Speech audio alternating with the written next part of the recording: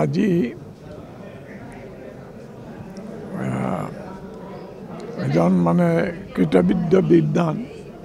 তপোধীৰ ভট্টাচাৰ্য আৰু অসমৰ এজন সুবক্তা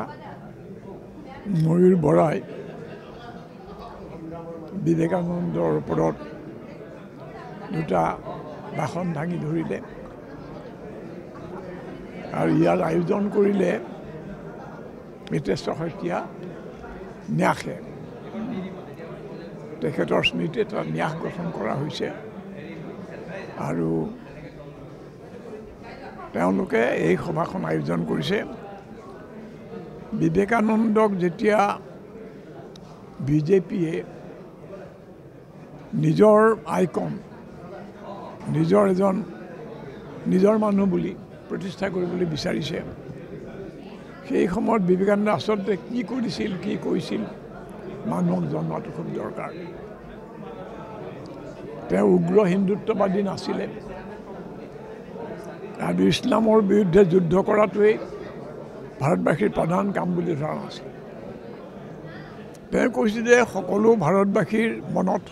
শক্তি আৰু সাহস দিব লাগিব তাৰ কাৰণে যিখিনি খাদ্য লাগে যিখিনি তেওঁ মানুহ হিচাপে জীয়াই থাকিবলৈ যিখিনি পাব লাগে আৰু নিজৰ মনুষ্যত্ব নিজৰ অধিকাৰৰ সম্পৰ্কে সচেতন হ'ব মানুহ হোৱাটো ডাঙৰ তেতিয়াহ'লে ভাল ভাৰতীয় হ'ব পাৰিব আমি ভাৰতীয়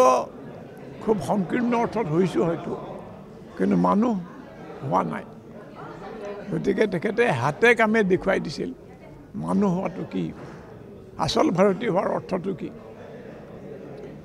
আৰু এই ধৰণৰ কথা তেওঁ কৈছে যিবিলাক মানে আমাৰ এতিয়া বৰ্তমান যিবোৰ প্ৰচলিত যিবোৰ ধ্যান ধাৰণা যিবোৰ প্ৰচাৰ কৰা হৈছে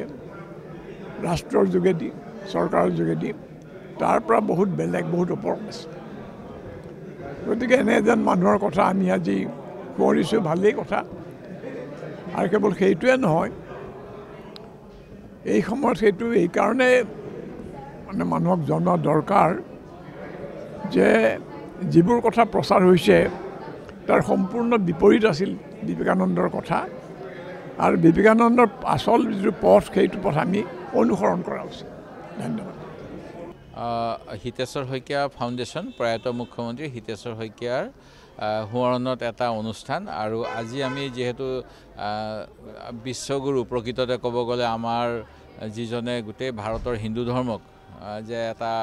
ভাল ধৰণেৰে গোটেই বিশ্বৰ আগত দাঙি ধৰিছিলে স্বামী বিবেকানন্দৰ আজি যি জন্মদিন সেই উপলক্ষে গুৱাহাটীত এটা বক্তৃতাৰ আয়োজন কৰিছিলোঁ আৰু অসম বিশ্ববিদ্যালয়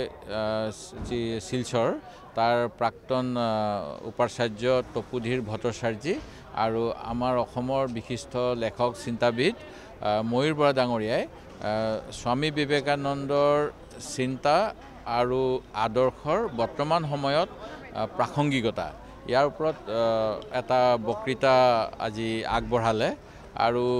প্ৰকৃততে বৰ্তমান সময়ত স্বামীজীয়ে কেনেকৈ আমাৰ দেশখনৰ যুৱ সমাজ আগুৱাই যোৱাটো বিচাৰিছিল সেই কথাখিনি খুব সুন্দৰকৈ তেখেতসকলে উপস্থাপন কৰিলে আৰু তেখেতৰ যিটো হিন্দুত্ব আৰু হিন্দু ধৰ্মৰ মাজত যিটো পৃথক এটা ব্যৱস্থা আছে কেনেধৰণেৰে আমি আগবাঢ়িব লাগে যুৱ সমাজ নতুন ভাৰত নিৰ্মাণ কৰিবলৈ এই কথাখিনি খুব সুন্দৰকৈ আজি অসম সাহিত্য ভৱনৰ অনুষ্ঠানটোত আগবঢ়ালে আৰু ভৱিষ্যতে এনেকুৱা ধৰণৰ আৰু কিছু আমি কাম কৰিম আজিৰ অনুষ্ঠানটোত ডক্টৰ হীৰেণ গোহাঁই ছাৰেও কিছু অনুভৱ ব্যক্ত কৰিলে মুঠতে এটা ভাল অনুষ্ঠান এটা আজি আমি অনুষ্ঠিত কৰিলোঁ